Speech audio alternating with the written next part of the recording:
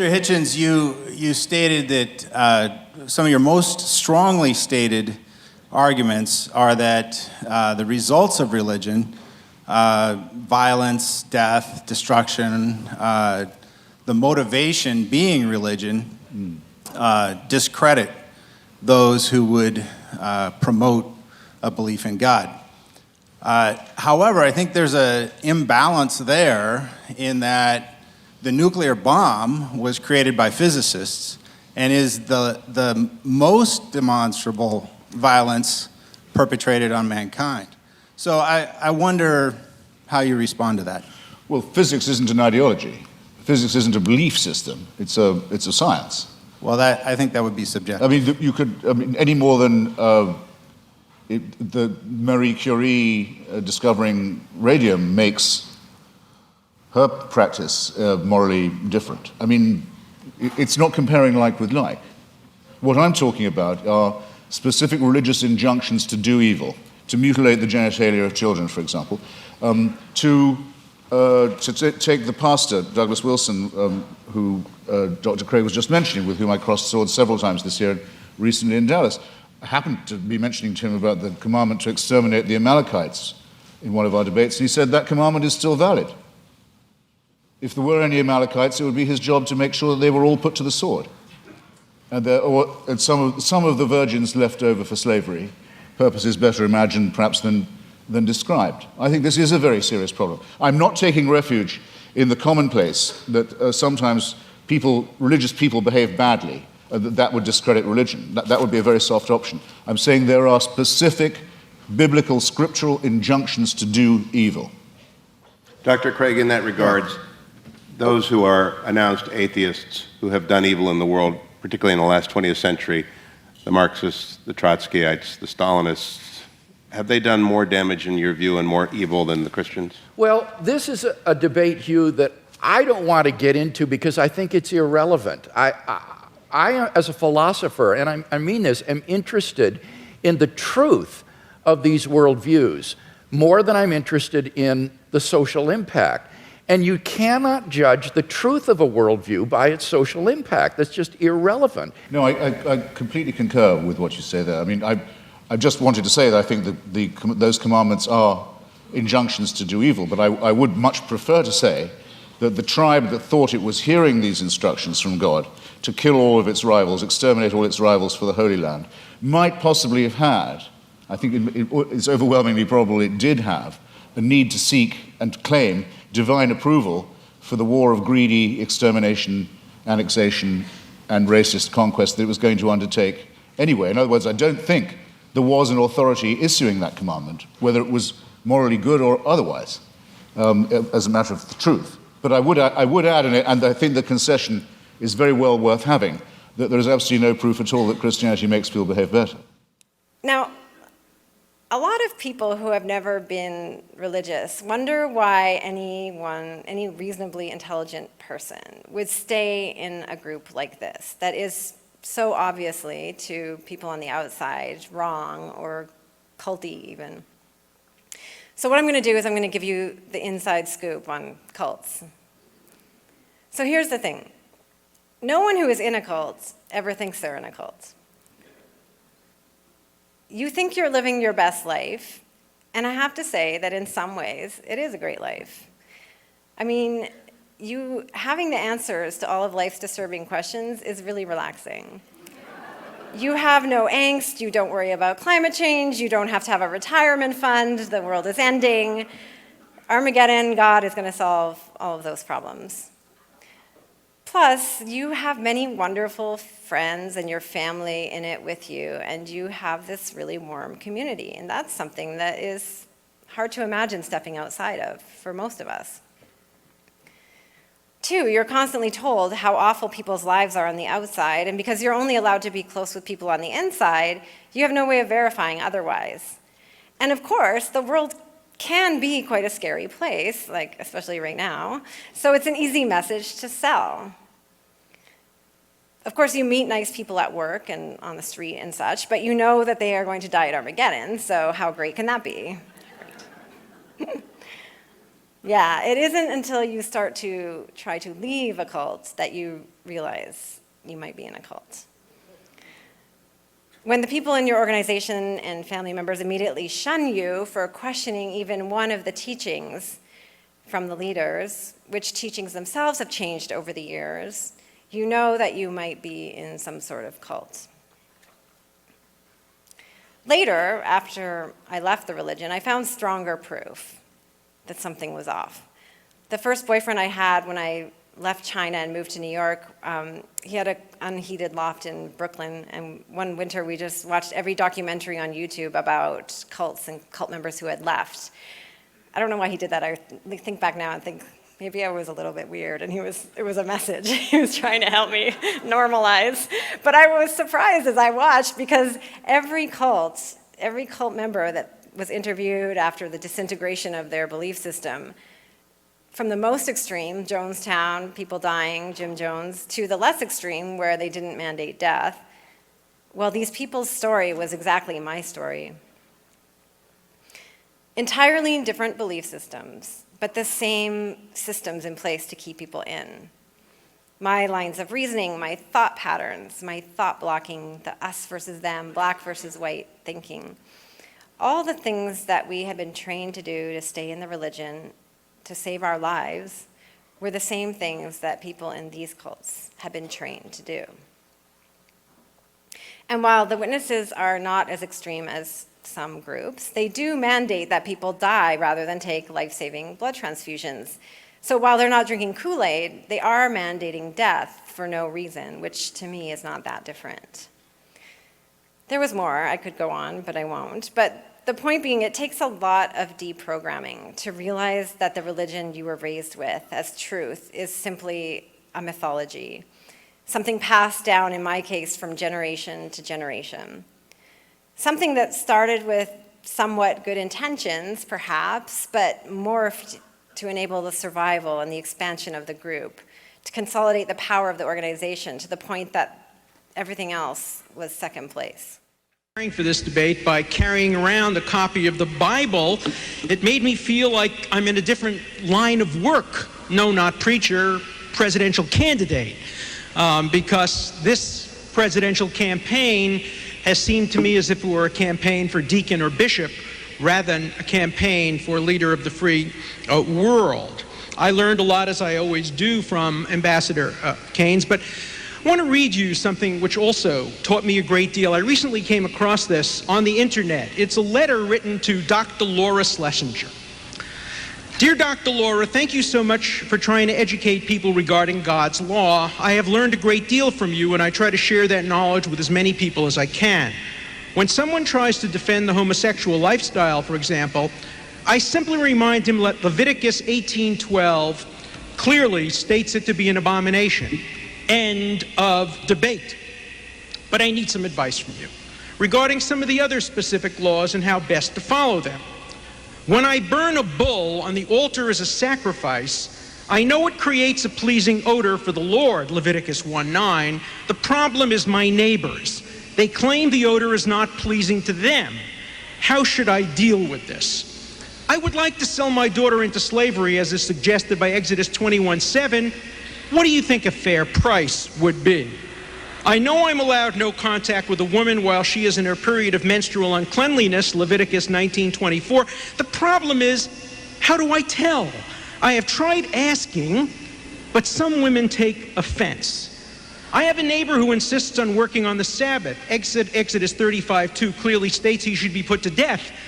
Am I obliged morally to kill him myself, or may I hire a hitman? I know you have studied these things extensively, and so I am confident you can help. Thank you again for reminding us that God's word is eternal and unchanging.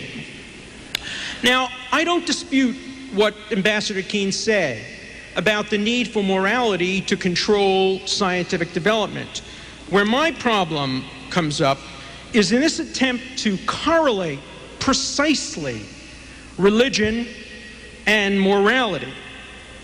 When Senator Lieberman said the following, quote, George Washington warned us never to indulge in the supposition that morality can be maintained without religion, he was wrong.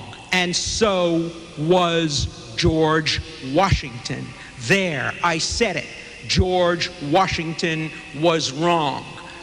Morality can be maintained without religion, and indeed it must be maintained without religion, because there are always going to be people who are not religious. In North America today, according to a recent census, there are 27 million people who are not religious, and 1.5 million avowed atheists. There is no evidence to suggest they are less moral than those who go to synagogue, mosque, and church every day. Indeed, it is my contention that a truly moral person who acts morally, not out of fear of damnation or out of promise of reward, but because it's the right thing, is, if anything, more moral. More moral. The atheist or the agnostic who throws himself in front of an oncoming bus to save a child, knowing that there is no eternal promise, that there is nothing but the grave that awaits him, is more moral than Sir Thomas More, who made a cost-benefit analysis as to whether or not to face eternal damnation by disobeying the Pope or face instantaneous death by disobeying the king. Pascal's wager, which I'm sure you all know about, Pascal said, one must bet. Either there is a God or there's no God. If there is a God and you don't believe in him, you will be damned. If there is no God and you do believe in him, well, no harm. Therefore, believe is the worst kind of Kennedy School cost-benefit analysis, more appropriate to a business school than a divinity school. What kind of a God would reward you for making a cost-benefit analysis and making the kind of calculation that Pascal asks you to make? So I think there is no correlation, empirical, logical, moral, between one's moral attitudes and what chooses as one's tribal beliefs. Because after all, most of us remain in the beliefs into which we're born. How does that work? We choose the right religion? Few of us choose religion. Most of us simply follow in the religion in which they were born. And organized religion is very divisive, particularly monotheistic organized religion, because it tells you there is one true God and our religion knows who it is. All the other religions are wrong. A recent encyclical from the Catholic Church put it very directly. He who believes in Jesus Christ and is baptized will be saved. He who does not believe will be condemned. It's as simple as that. What kind of a God would condemn you for disbelieving in him? That approach to religion sounds like petty tyranny. If you think through faith and you try your best, in Paul Tillich's sense of trying to deal with the ultimate, and after thinking hard and giving all the benefit of the doubt, you come away saying, on balance, I don't believe, you should be punished for that true exercise of belief by eternal damnation. But if you make a cost-benefit calculus that leads you to say you believe, you are rewarded for that. That's not the kind of morality we should be encouraging. That's a kind of morality that leads to the same kind of cost-benefit analysis that I think has led to disasters in the past. I think the problem of theodicy is a very serious one. How does one explain the disasters in the world?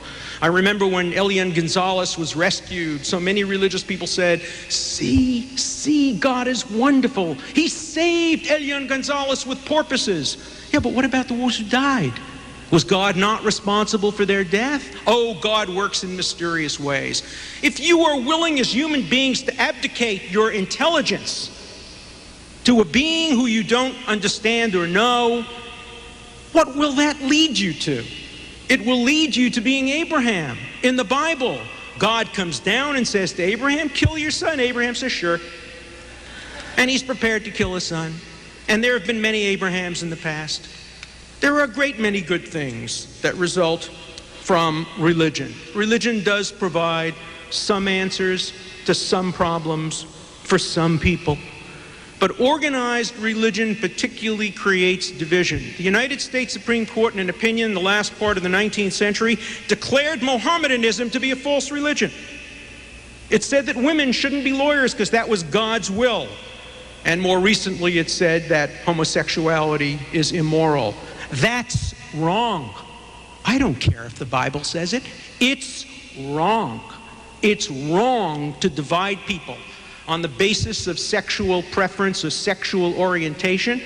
It's wrong to say that women are unequal if the Bible says so. It's wrong to say that blacks are unequal, even if the Hamite myth supports it or suggests it. The Bible is often wrong. It is often right. Of course, it is often brilliantly right. Many of the Ten Commandments are worthy of being followed. Not all of them, but many of them. It's not worth following the Ten Commandment that says, do not make a graven image or do not take God's name in vain. I don't care about that.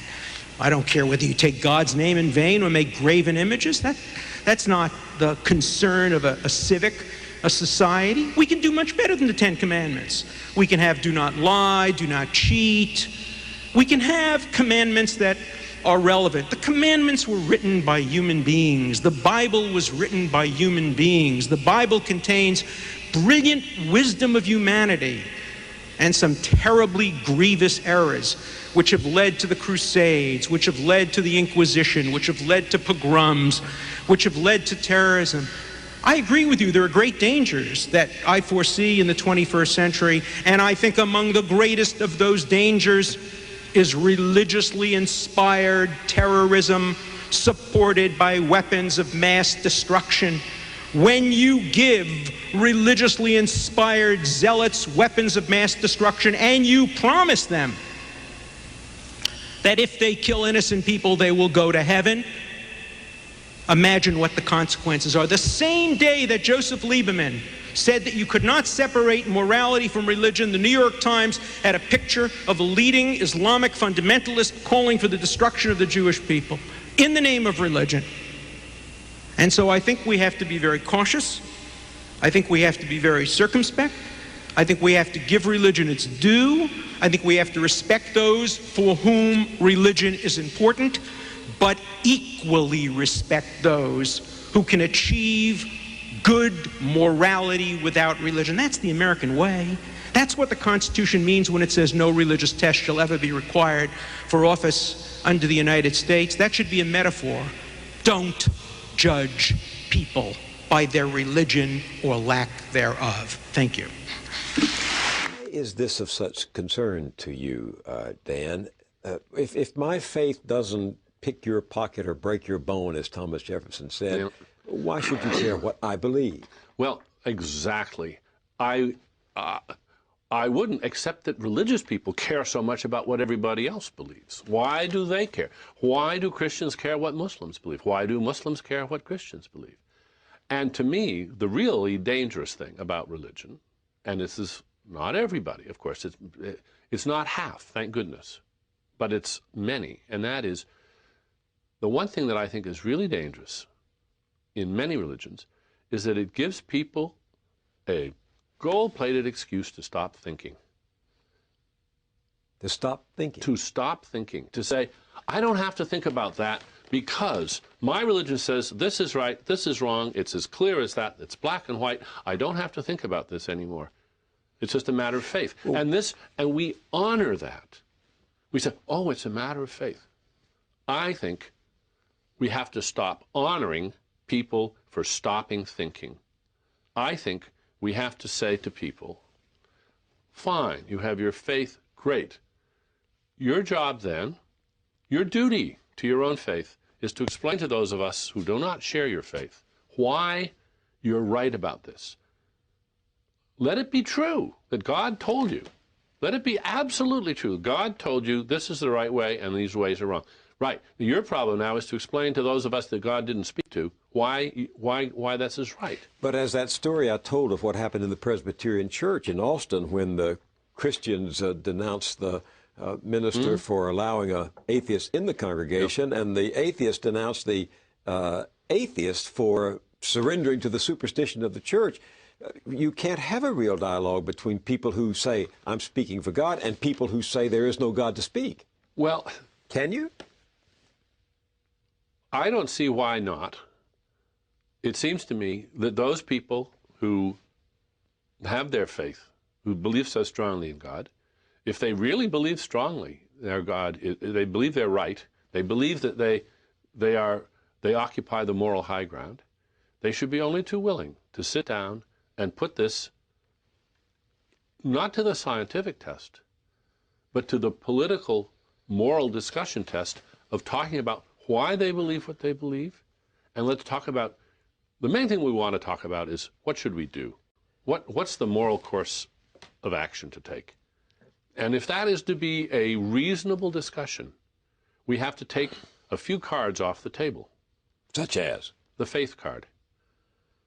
We have to take the faith card off the table. What do you mean take the faith card off the table? I mean, if one is a man of faith, one can't take the gene out. Well, you know, Lucille says you're wrong. You know who Lucille is? She's a friend of mine. She's always right. I can't play that card in an argument. It's just rude of me to say, you know, Lucille says you're wrong. You say, well, who's Lucille? I say, well, friend of mine, always right. End of the discussion. But we're confronted today by people who say they know the mind of God.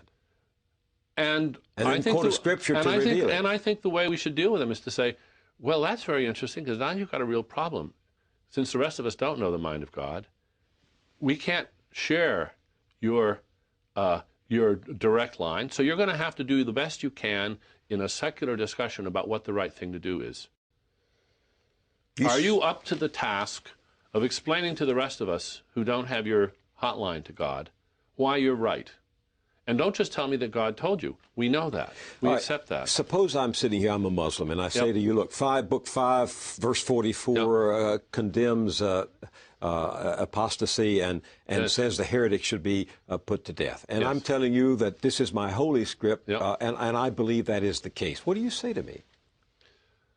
I say, well, the fact that it says it in your holy text is an interesting historical fact, but it doesn't settle whether it's right.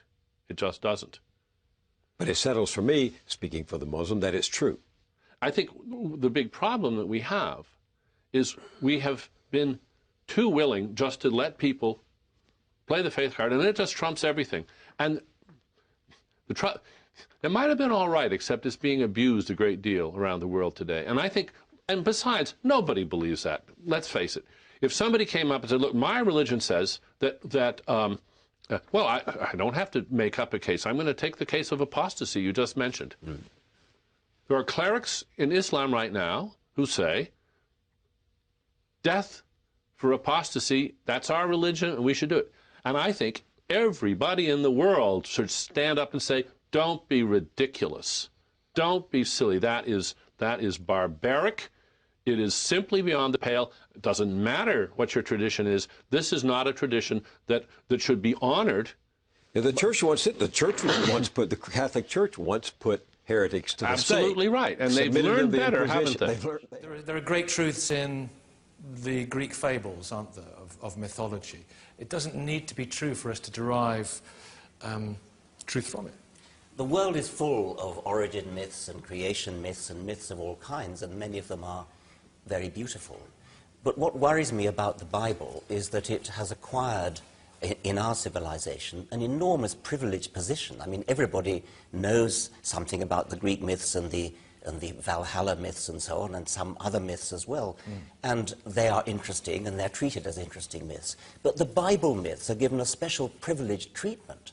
I mean, they're regarded as somehow set off on one side, away from all these other myths. No doubt you'll find truths in the other myths. You'll find some truths of that kind in Australian Aboriginal myths. Yes, although I'm looking for God. Well, which God? I mean, why not Jupiter? Why not Zeus? Why not Thor? Yes. Personal opinions are of less interest than evidence-based views. And it is not that difficult to find evidence. There's plenty of, we have very, very good scientific methods for discovering what's true about certain things. For example, in the case of Holocaust denial, as somebody said, the problem with that is that it's a lie. And creationism, similarly, yes. Is that a lie? Yes. The Holocaust did happen. Evolution did happen. The evidence for both is absolutely overwhelming. People believe in God because it provides them with a sense of hope. And without God, where would that sense of hope derive from? Okay, first thing to say about that is that the universe does not owe you a sense of hope. It could be that the world, the universe, is a totally hopeless place. I don't, as a matter of fact, think it is. But even if it were, that would not be a good reason for believing in God. You cannot say, I believe in X, whatever X is, God or anything else, because that gives me hope. You have to say, I believe in X because there is some evidence for X. In the case of God, there is not a tiny shred of evidence for the existence of any kind of God. But you see enough, but you see enough, as reading your books, I mean, there is something to be said for what you say about, you see enough in the beauty, for example, the scientific beauty of a rainbow to inspire you. That's the second point I was coming on to, is that there's plenty of reason for hope in a godless world. The universe is a beautiful place, the world is a beautiful place. To understand it in a clear-eyed, open-eyed way, to look out at the world and to really understand why we exist, what it's all about, that is a hugely uplifting feeling. That really does give a sense of worth to life, even if life itself is finite, as I believe it is. Nevertheless, it is not a hopeless life without a God, and to revert to my earlier point, even if it were, then it's just illogical to say that that gives you evidence for the belief in God. Here endeth the lesson. Thank you. Hi, my question is mainly directed at Mr. Hitchens, but Christian theism, as with all theisms that claim a revelation, say that the of human existence is to serve God, and Dr. Craig might want to expound on that in some way.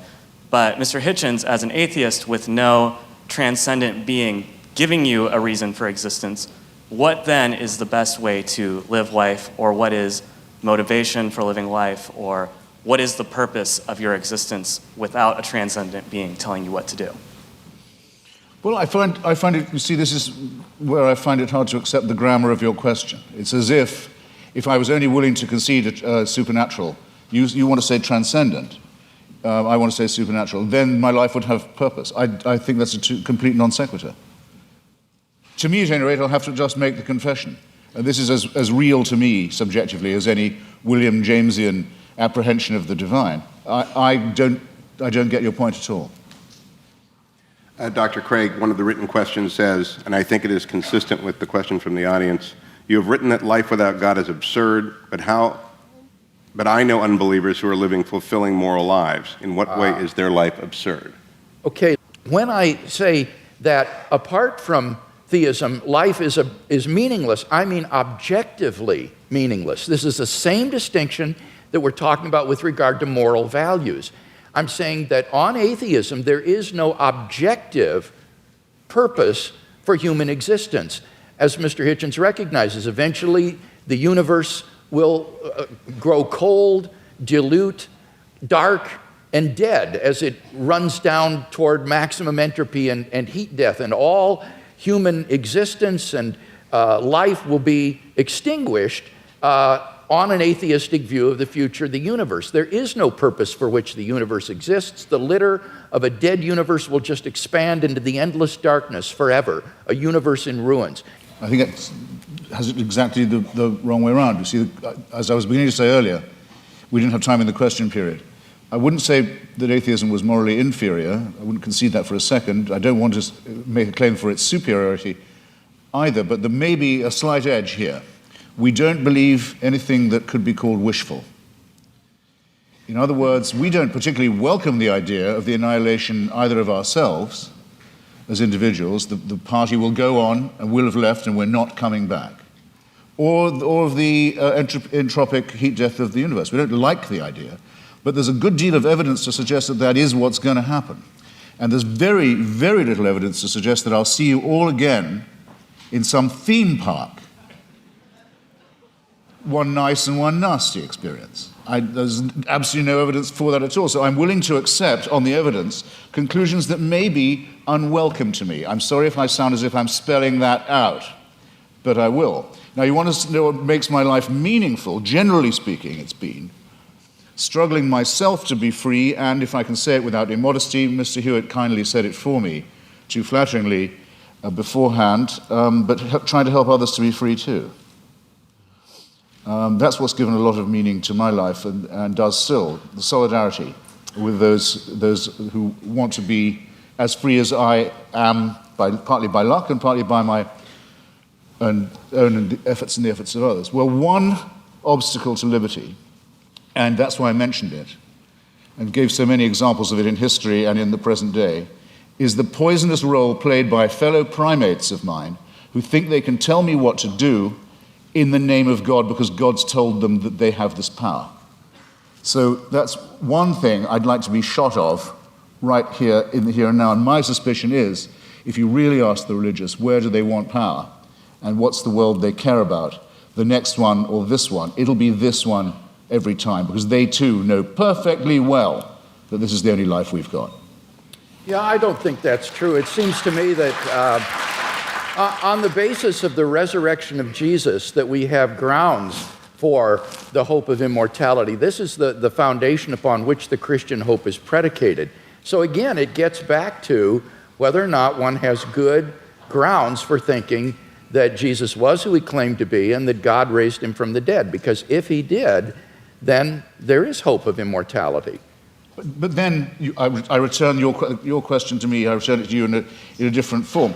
If there's going to be a resurrection, an ingathering, if in the end all injustices will be cancelled, all tears dried, all the other promises kept, then why do you care what happens in this brief veil of tears? Why do the churches want power in the here and now? Why do they want to legislate for things like abortion or sexuality or morality? Why bother? I mean, isn't it just as much the case, as Dostoevsky says about atheism, that without God all things are possible, that with God all things are thinkable too? Not at all. As Dostoevsky said, if there is no immortality, all things are permitted, he said, because it all ends up the same, it all comes out in the wash the same. But if there is a God who exists, who loves human beings and has created them in his image and endowed them with intrinsic moral value and unalienable rights, then you have every reason to treasure other persons as ends in themselves. And the desire of pro-life persons to champion the lives of the unborn or the lives of the dying isn't a power grab, Mr. Hitchens. It's because they genuinely care about the lives of innocent human beings that they believe are being wantonly destroyed. So it's a very positive motivation. Agreed, but there are perfectly good humanist motives for doing all those things, and if you want to have a reason for caring about the survival and health and well-being of others, the idea that you might depend on them for the only life you've got, and they on you for solidarity, is just as good an explanation for right action. Per contra, if people think God is telling them what to do, or they have God on their side, what will they not do? That's what I meant by the reversal of the Dostoevsky question. What crime will not be committed? What offense to justice and to reason and to humanity is not regularly committed by people who are convinced that it is God's will that they do that? If they commit such atrocities, it is only because they act inconsistently with their worldview rather than in line with it. Jesus would not have been a guard at Auschwitz or someone who would take away the human rights of another person. You need to ask what kinds of actions are sanctioned by a worldview.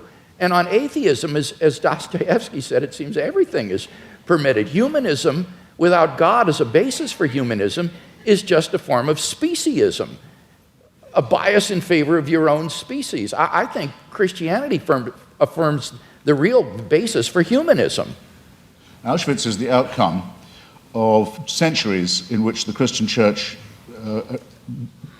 believed that the Jewish people had called for the blood of Jesus of Nazareth to be on their head for every generation. It's only in one verse in the Bible, I know, but it happens to be the verse the church picked up on. I don't say Jesus would have been a guard there. That's not the point. The point is that this is not an aberration of religion. It is a scriptural injunction, as is the one to kill the Amalekites, as is the one to mutilate the genitals of children. The issue is, would Jesus have been a guard at Auschwitz? Because insofar as people who claim to be his followers were guards at Auschwitz, they were acting inconsistently and in defiance of the ethic of Jesus of Nazareth. Well, you should tell that to the Vatican. I mean, we know Paul Johnson, in his very friendly history of Christianity, says that up to 50 to 60% of the Waffen-SS were practicing, confessing Catholics in good standing. No one was ever threatened with discipline by the church, with excommunication, for example, for taking part in the final solution. The only Nazi ever excommunicated by the church was Joseph Goebbels, and if you like, I'll tell you why. To the student. His wife was a divorced Protestant. He was going to tell us anyway. Excuse me, Christianity does have some standards. This is actually an example from my book. Imagine your neighbor believes that he's got a diamond buried in his backyard that's the size of a refrigerator. Okay, and you ask him why. And he says things like, well, you don't understand, this diamond gives my life a lot of meaning.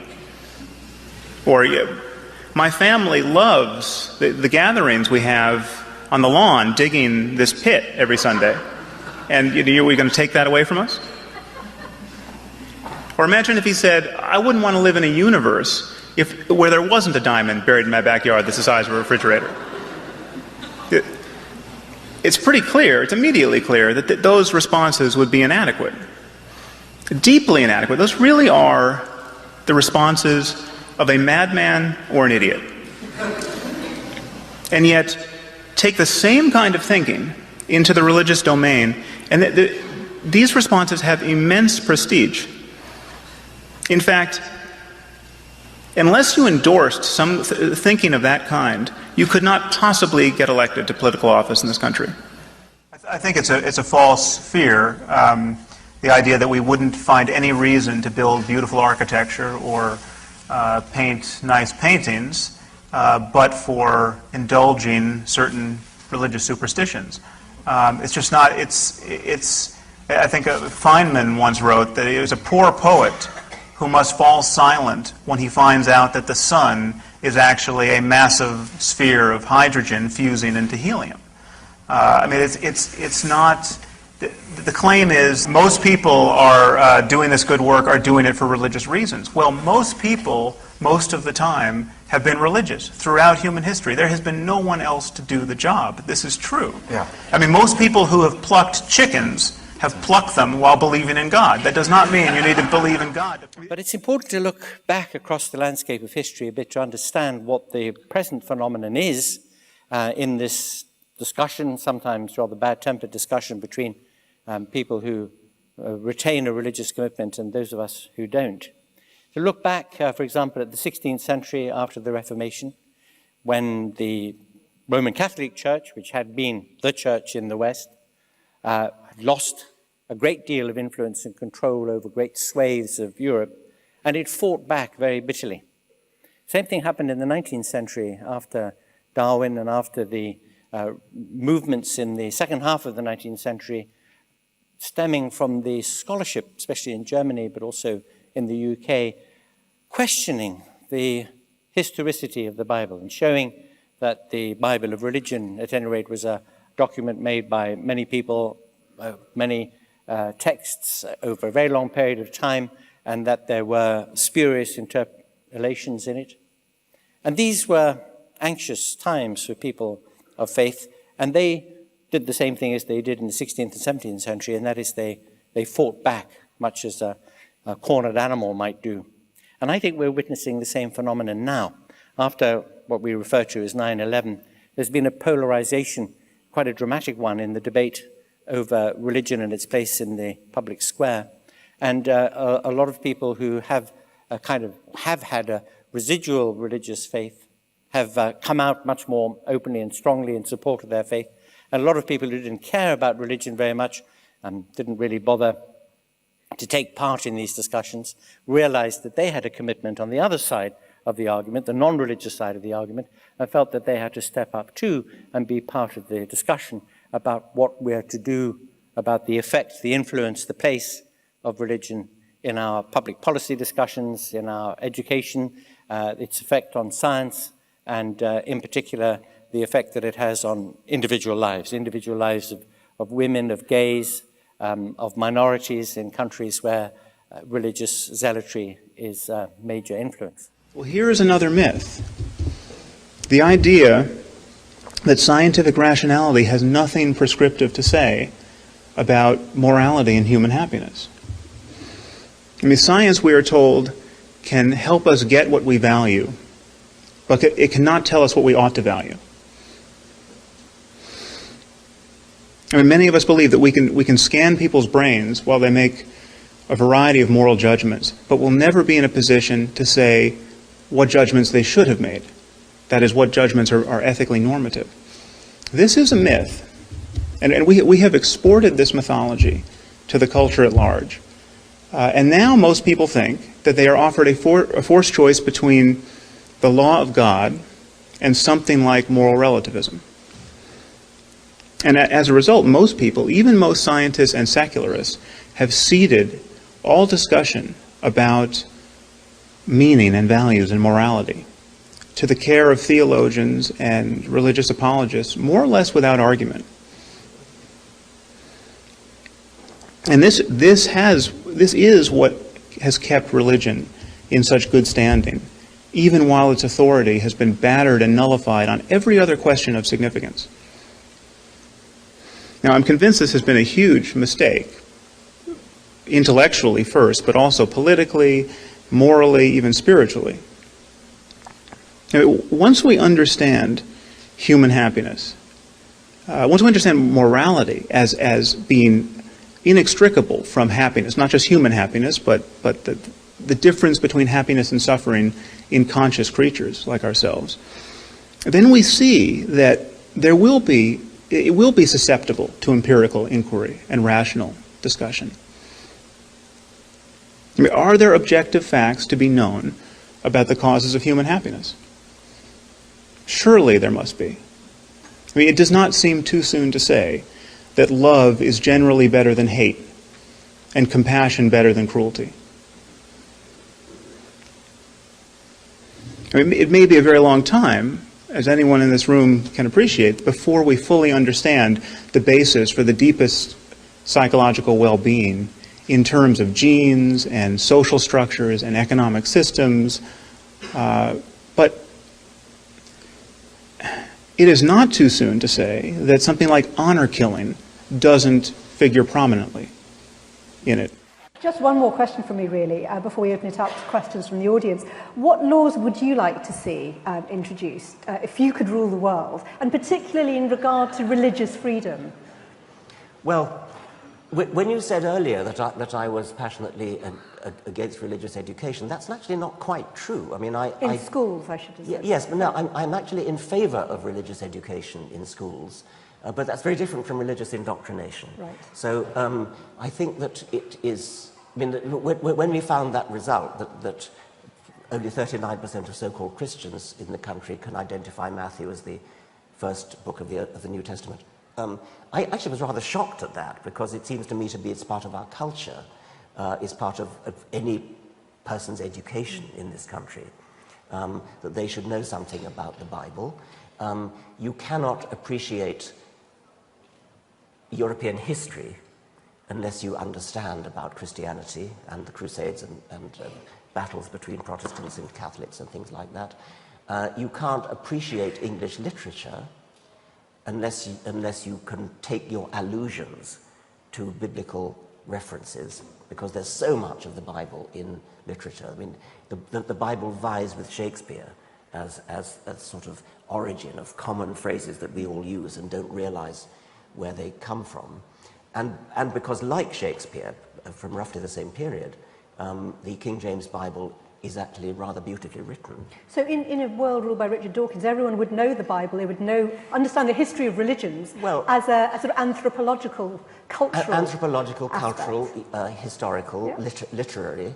But that, of course, is poles apart from indoctrination, where a child is told, you're in a Catholic school, you are a Catholic child, you believe this nonsense here. I mean, that's what you'd like to change, presumably, an end to faith schools? I would like to abolish faith schools in the sense of schools that are run by particular churches, particular denominations, which indoctrinate children in a particular religion, which are remarkably effective. I mean, the reason why there's so much bloodshed and violence in the Middle East is precisely because young children have been indoctrinated from the cradle upwards.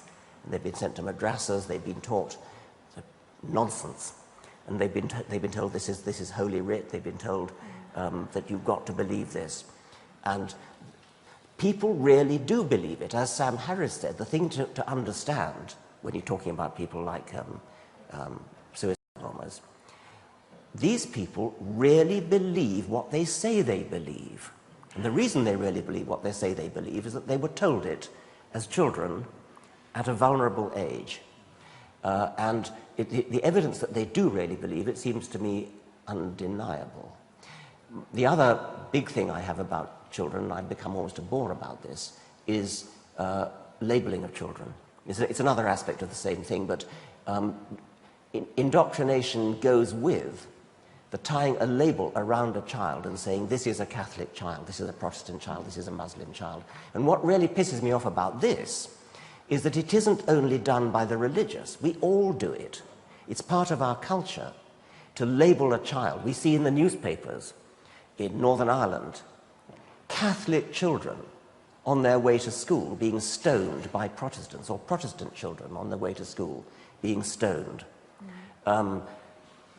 The newspapers, which are not run by religion, it's not religious propaganda, it's simply accepted that there is such a thing as a Catholic child. No, there isn't. There's a child of Catholic parents. Don't ever talk about a Catholic child, a Protestant child, a Muslim child. And you also tell that story about how they struggled their whole lives and worked very hard and sacrificed to give money to Billy Graham. Yeah, it's very sad. Yeah. Who didn't need it. They were middle class to lower middle class, doing okay, but didn't have a lot of money. And I saw after Granddad died, I saw their years of donations to Billy.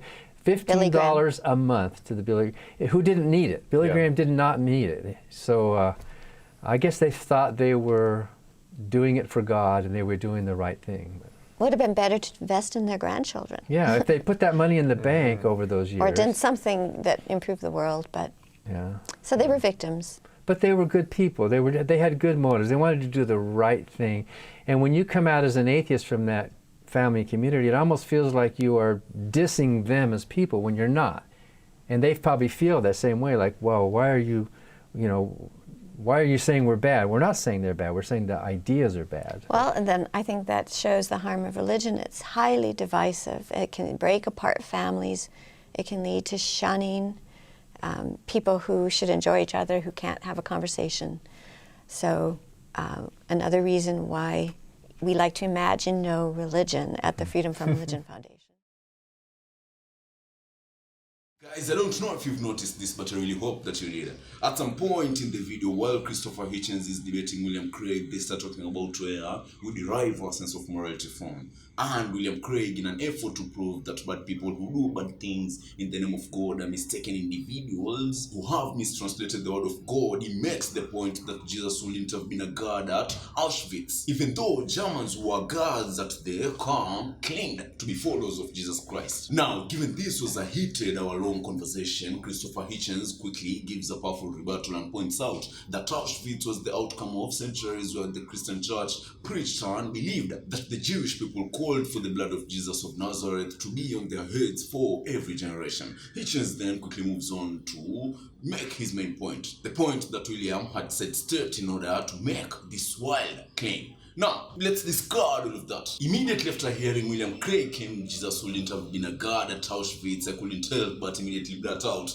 of course he would have, man. Even worse, I firmly believe that if everything Christians believe about Jesus Christ is the truth, then not only would he have been a god at Auschwitz, he would have been part and parcel of the operation. Now, let me lay out my reason to you guys. Now, if you've read the Bible, you must have immediately noted the difference in God's nature between the new verses, the Old Testament, and you're not the only one. Even some leading scholars in early Christianity, like Marcion of Skopje, couldn't tell but not this stark difference. Marcion believed that the God of the Old Testament, often depicted as a wrathful, judgmental deity, was fundamentally different from the God of New Testament, who was portrayed as loving, forgiving, and merciful, particularly through the teachings of Jesus Christ. As a result, Marcion argued that the two gods must have been entirely different beings and rejected the Old Testament entirely, considering the section totally incompatible with Jesus Christ's teachings. That's why he went on to found Marcionism, a totally new Christianity movement back in the early days that believed the God of the Old Testament and the God of the New Testament are entirely different beings. But unfortunately, early Christian leaders considered this movement heresy, and Marcionism was eventually suppressed. But I'm getting carried away here. To prove that Jesus would have done a little bit more than simply be a camp guard, let's consider what Christians like William Craig consider to be the truth about the nature of Jesus Christ. Unlike Marcion, Christians not only believe that Jesus Christ is part of a holy trinity that exists in heaven, but they also believe that Jesus is literally God, that he sent himself to earth as a human to die for us Christians, or us human beings for a weekend, and resurrected a few days later, only to go back into heaven. So according to them, he is God. Another quality Christians like William Craig believe can be used to describe God is that they believe he is immutable, that he is unchanging over time and unable to be changed. So he has always been the same since the beginning of time, is the same today, and will always be the same for the rest of time. These two things are then indeed true, that Jesus is on one hand immutable and that he is actually God. We see no reason for him not being okay with what Hitler unleashed on an entire ethnicity, man. When the Israelites arrived at the promised land, Canaan, didn't Jesus, who Christians like William Craig believe is God, didn't he command the Israelites to annihilate the Hittites and the Amorites, the Canaanites and the Perizzites, the Hivites and the Jebusites, who already lived there, to avoid the Israelites getting lured into idolatry? Deuteronomy 26:17 reads, and I quote, "From the cities of these people, whichever way your God has given you as inheritance, do not let anything that breathes remain alive. You shall surely annihilate them. Just as your God has commanded you, so that they may not teach you to perform the abominations that they perform for their gods, and you thus sin against Yahweh your God." Tell me again, does William Craig actually believe that a God that was comfortable sanctioning such terror against humanity would be against being a god or partaking in what was unleashed against the Jews at these camps, man? Does he really want us to believe that? Another example that I believe most, if not all of you, are already familiar with is Exodus 17, where the Bible introduces the Amalek, a partially nomadic group that attacked the Israelites after their departure from Egypt. According to the Bible, Moses mysteriously or miraculously defeats them, and the Israelites move on to commit the genocide I just described a few minutes ago. Now, fast forward later into the Bible. In 1 Samuel 1:5-3, God instructs the king of Israel through his prophet Samuel, and again I quote, "Now go, attack the Amalek, kill and dedicate to Yahweh all that belongs to him. Spare no one, but kill alike men and women, infants and sucklings, oxen and sheep, camels and asses." Feisty, isn't he, man? Now, as all of you already know, Saul doesn't actually execute God's command to the fullest, and he leaves some of the finest animals alive in order to dedicate them and sacrifice them to God later on in praise of him. But his decision to show any ounce of mercy results to his downfall, man. God even says in 1 Samuel 1:5-11, I quote, "I regret that I made Saul king because he has turned away from me and hasn't carried out my instructions." And can you believe this, ladies and gentlemen, man? William Craig and his fellow believers really want us to believe that the same Jesus that was disappointed in a man because he did not go full genocide all on a community, that same Jesus wouldn't have partaken in the things that were committed at Auschwitz, man. Who is he trying to fool here, man? Because certainly it's not me. Neither you, I believe. And I really wish that Christopher Hitchens had responded with this just so I would hear how William Craig will try wiggling himself out of that argument. And we haven't even talked about how Moses, in Numbers, was angry at the Israelite soldiers for capturing Midianite women and children alive because that was against God's or Jesus' instructions. In order to make things right, Moses commanded his soldiers to kill the women and also kill all the boys in service of the merciful Jesus Christ. Man. So, again, if the Bible is to be trusted and is indeed the accurate word of God as Christians claim, then as I said, not only do I believe that Jesus Christ would have been a guard at the camps, he would have partaken in some of the wildest crimes against humanity ever imagined, man. And I'll stand for that to the end of time. So yeah, that's all for today, guys. What do you guys think about the rundown today? Did you like it? Also, would you like to see me feature in future videos, man? In the meantime, thanks a bunch for your continued support, and I really look forward to reading your comments about what you thought about the video. Also, please remember to smash the like button and subscribe to the channel so YouTube subscribes or recommends the video to even more people who might love or need to hear the arguments. In the meantime, I love you guys. Be safe. Peace, man.